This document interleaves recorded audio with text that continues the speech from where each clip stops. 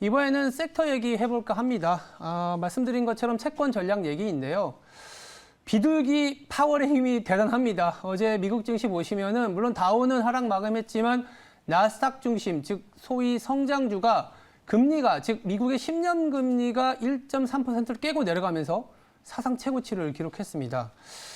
일단은 파월 연준 의장이 인플레이션 일시적이다라는 거를 여러 번 얘기를 했었는데 그에 대한 영향인지 몰라도 성장주의 랠리가 이어지고 있는데 한편으로는 월가나 최근 증권사 의견은 인플레이션이 과연 일시적일 것이냐라는 우려도 있습니다. 그래서 이런 전반적인 얘기들 이분과 한번 나눠보겠습니다. 이미선 하나금융투자 애널리스트 나왔습니다. 네, 네, 안녕하세요. 안녕하세요. 네. 저 처음에 시작할 때 컨퍼런스 콜 해주셔갖고 네. 너무 인상이 깊고 감사합니다. 예, 감사합니다. 네, 제가 이제 서두에 말씀드린 것처럼 지난주에 잭슨 홀 연설 제가 듣기도 하고 사실 원문을 저도 좀 자세히 봤어요. 네네. 근데 거의 증권사 애널리스트 마냥 차트도 엄청 많이 넣고 네네. 특히 어느 부분에 이제 많은 힘을 줬냐면 거의 대부분의 시간의 한 3분의 2 이상을 인플레이션에 관해서 얘기를 많이 했어요. 네.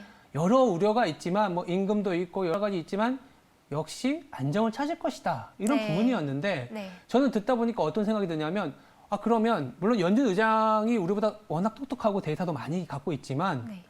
어쩌면 9, 10월 넘어가면서 인플레이션이 생각보다 안 잡힌다면 네. 이거 생각보다 악재일 수도 있겠네? 이런 생각도 들거든요. 네. 연구원님이 생각하시기에는 인플레이션 어떻게 보세요? 지금 미국 인플레이션이 좀 기조성을 띨 거냐 아니면 일시적인 인플레이션일 거냐 이제 이런 논란들이 있는데 어느 정도 수준은 심각한 수준의 인플레로 볼 거고 네. 어느 정도 수준으로 지속될 때 그거를 문제가 되는 지속성 있는 인플레를 볼 거냐의 네. 차이가 좀 있는 것 같은데요.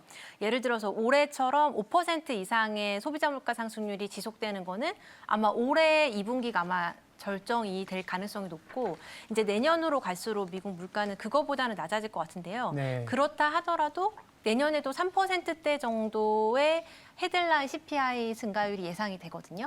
헤드라인 기준으로. 네네. 그러면은 그동안 미국이 최근 한 10년 정도 평균적으로 2%가 좀 안 네, 됐었잖아요. 맞아요. 예, 소비자 물가 그 정도 됐는데 이제 앞으로 한 내년 정도부터는 3% 정도를 넘는 물가가 계속된다라고 했을 때 이거를 증시에서 어떻게 소화할지 이 정도의 물가를 받아들일 만한 수준으로 볼 건지 이 부분에 대한 차이가 조금 사실 있는 것 같아요. 그리고 연준에서 이야기하는 일시적이라는 거는 아마 4, 5%대 물가는 일시적이다라는 말을 한다면 그건 정확한 표현이라고 생각이 되고요. 근데 3% 정도의 어떤 마일드한 수준의 인플레이션이 지속될 것이다라고 보는 전망들을 가지고 얘기를 한다면 지금의 인플레이션은 마일드한 수준으로 사실 장기화될 가능성이 저는 있다고 보고 있어요. 근데 다만 그 수준은 올해 봤던 것보다는 낮아지지만 분명히 과거에 우리가 봤던 아주 저물가 기조보다는 달라질 걸로 예상을 하고 있습니다. 이게 상당히 놀라운 게 불과 2년 전에는 미국의 물가가 3% 하면 엄청 급등한 거거든요. 2.5만 넘어도 그렇죠. 사실 네. 근데 이제 저는 이제 우려가 되는 게 뭐냐면 지금 잘 아시겠지만 물가는 전년 대비라서 네. 헤드라인 CPI 같은 경우에는 음식료나 원유, 유가의 영향에서 벗어날 수가 없는 부분은 저도 인정을 하는데 최근에 하반기에 이제 결국 고용도 올라갈 거고 그럼 임금이 좀 더 줘야 되고 네. 하우징 즉 주택 관련된 그 비용이 생각보다 많이 올라간다 이런 얘기도 있습니다. 근데 네, 제가 네. 이 얘기를 왜 드리냐면은 성장률이 그래도 5%를 찍히고 있고 물가도 마일드하지만 3%인데 10년물 금리 1.2%? 이게 네. 말이 돼? 이런 네. 의견들이 굉장히 많습니다. 네, 네. 그래서 연결해서 이제 물어보고 싶은 게 주식시장에서는 어저께 나스닥이 상승한 이유 중에 하나가 여러 이유가 애플도 있고 하겠지만은 미국의 국채 금리가 눌렸기 때문이거든요. 네. 근데 만약에 하반기에 연구원이 보시기에 그래도 국채 금리가 올라간다 이렇게 네. 보시면 이게 좀 바뀔 것 같거든요. 네. 어떻게 보세요? 채권 수익률? 지금 현재로서는 미국 장기 금리가 유의미하게 크게 오를 거라고 예상하기가 좀 어려울 것 같아요. 지금 당장은? 네, 지금 현재로서는 그런데요. 네. 이제부터 미국 금리가 좀 많이 오르려면 두 가지 정도 재료가 필요할 것 두 가지요? 같은데 네. 첫 번째는 연준의 금리 인상에 대한 부분이 진짜로 앞당겨져야 된다는 부분이고요. 왜냐하면 지금은 그동안 미국 장기금리가 많이 올랐다가 푹 떨어지는 걸 저희가 경험을 했는데 네. 작년부터 해서 연준에서 대규모 유동성을 공급을 해줬고 네. 그게 사실 주식시장과 미국 경제를 부양하면서 인플레나 성장에 대한 눈높이가 굉장히 높아졌거든요. 그렇죠. 그러니까 이제 장기금리도 그런 기대를 반영해서 뭐 1.7까지 이제 상승을 했다가 지금 뭐 이런 것들 저런 것들 다 반영을 하고 나니 일단 금리는 지금 빠진 상황인데 네. 이제부터 한 번 더 미국 금리가 올라가는 어떤 순서가 이제 오려면은 미국 기준금리 인상에 대한 기대가 본격화되는 시점이 와야 될 것 같아요. 근데 지금 아직 테이퍼링도 시작을 안 한 상황이기 했죠. 때문에 그 시점을 저는 내년으로 보고 있고요. 네. 내년 빨라도 하반기 정도가 돼야 미국의 기준금리 인상에 대한 부분이 시장에서 아마 반영을 할 거고 그때가 되면 이제 시장에서도 1년 뒤 미국 기준금리가 얼마가 될지, 네. 뭐 6개월 뒤는 얼마가 될지 이런 것들을 막 프라이싱을 할 거예요. 그렇죠. 그러면 단기 금리가 일단 올라가는 거니까 장기 금리는 더 아마 탄력적으로 올라가는 그런 모습들이 나타날 수 있고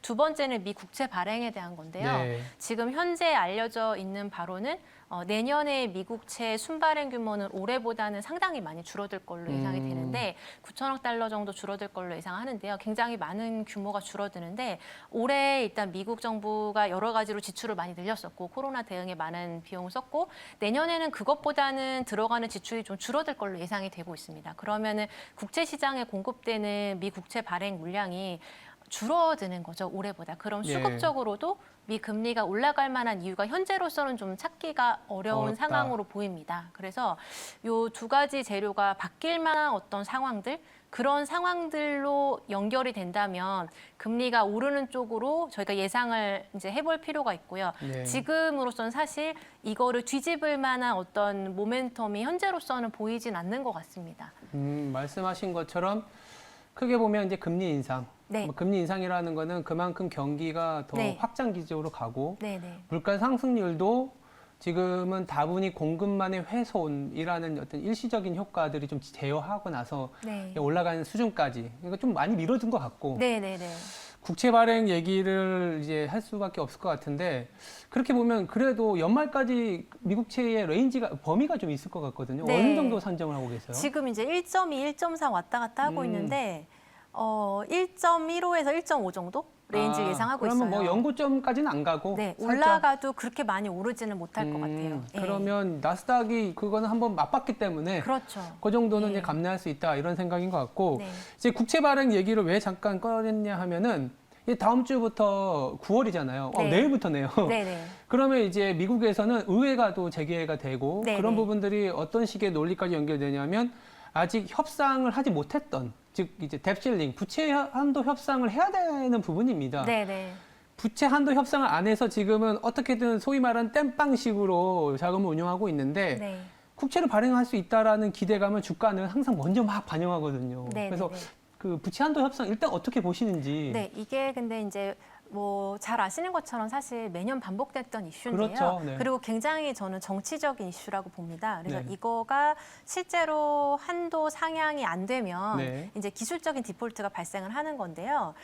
이거는 이제 어떤 거냐면 이미 미 재무부가 국채를 다 발행을 했고 이미 다 국채를 발행한 상황에서 만기가 도래하는 거에 대해서 지금 한도 상한을 열려주지 않으면은 네. 리파이낸싱하기 위한 국채 발행이 안 되는 상황이 됩니다. 예, 그러면 그렇죠. 이제 그대로 가면은 말 그대로 디폴트가 발생을 하게 되는 건데 그 정도까지의 리스크를 지면서 교착 상대로 끌고 갈지에 대한 궁금증이 하나가 있는 거고요. 그러니까 그 네. 정도까지의 가능성은 현재는 저는 적게는 보고 있습니다. 그리고 이 부분이 결국에는 상향 조정이 되는 방식으로 가게 될 것 같아요. 이제까지 쭉 몇십 년 동안 그래왔던 것처럼. 네. 근데 이제 2011년 한 번 이때가 실제로 너무 오랫동안 길어지면서 이제 S&P에서 미 신용 등급을 이제 트리플 A에서 더블 A 플러스로 한 번 낮춘 적이 있는데요.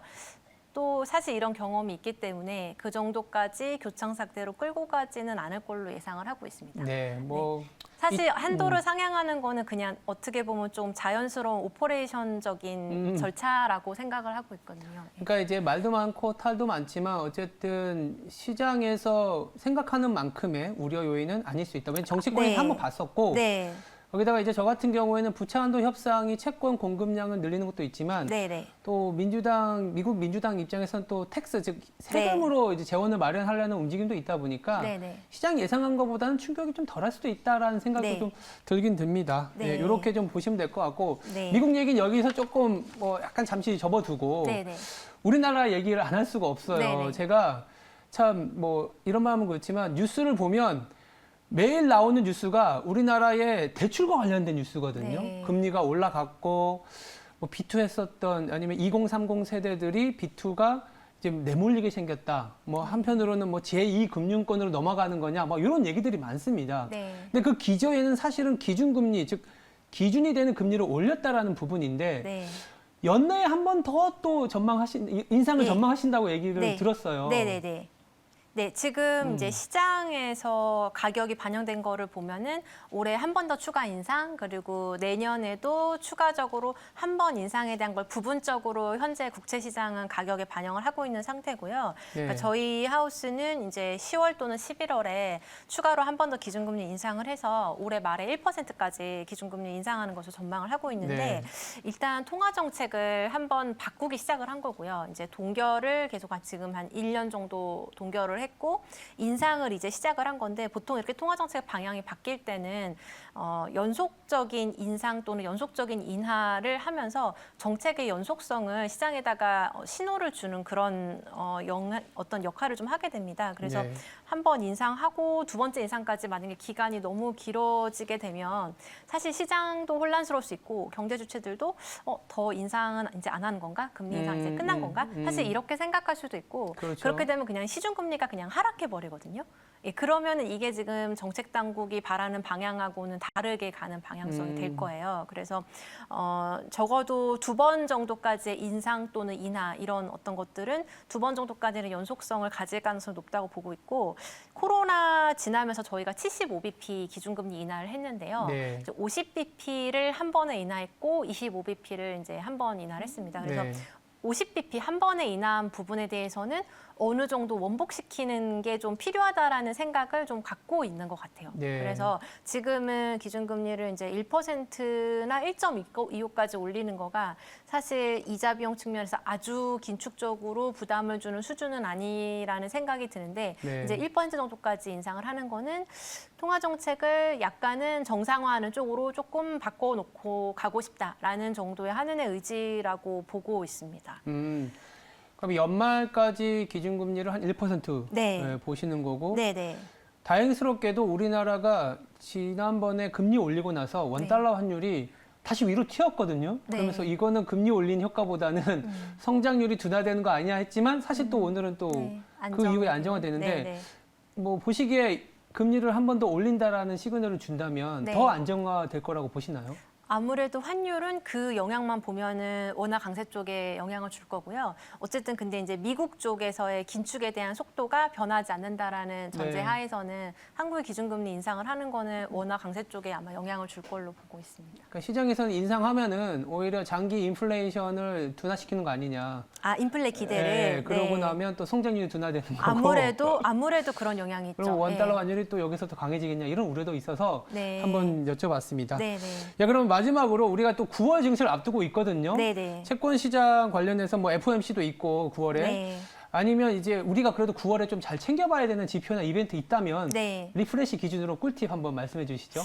일단 10월에 만약에 한국은행 기준금리 인상을 네. 이제 만약에 계획을 하고 있다면 9월 중에 그 부분에 대한 어떤 시그널들을 계속 줄 걸로 예상을 하는데요. 네. 예를 들면 통화정책 정상화가 왜 필요한지 이런 명분을 설명하는 어떤 발언들이 늘어난다거나 또는 한국은행에서 인플레이션이 점점 높아지고 있고 이런 내용들의 보고서가 발간이 된다거나 네. 관련 기자회견이 있다거나 이렇게 되면 10월 중에 추가로 기준금리 인상이 올 수도 있다라는 가능성을 열고 대응할 필요가 있을 것 같습니다. 그래서 10월 또는 11월 기준금리 인상 가능성이 있고 9월에는 아마 그런 부분에 대한 한은의 커뮤니케이션이 적극적으로 있다면 그런 부분을 감안할 필요가 있다고 보고 있고요. 두 번째는 이제 미국의 실업 급여 보조 프로그램이 이제 9월 전후로 해서 종료가 됩니다. 그래서 이 부분이 종료가 되면 일단 보조금이 안 나오기 때문에 이제 노동 시장으로 복귀하는 사람들이 좀 많아질 수 있을 것 같고요. 그 부분이 이제 실업률 하락으로 얼마나 연결이 될지 이런 부분들을 좀 관심 있게 봐야 될 것 같습니다. 네, 알겠습니다. 지금까지 이미선 하나금융투자 채권 담당 애널리스트였습니다. 네, 감사합니다. 네, 감사합니다. 네.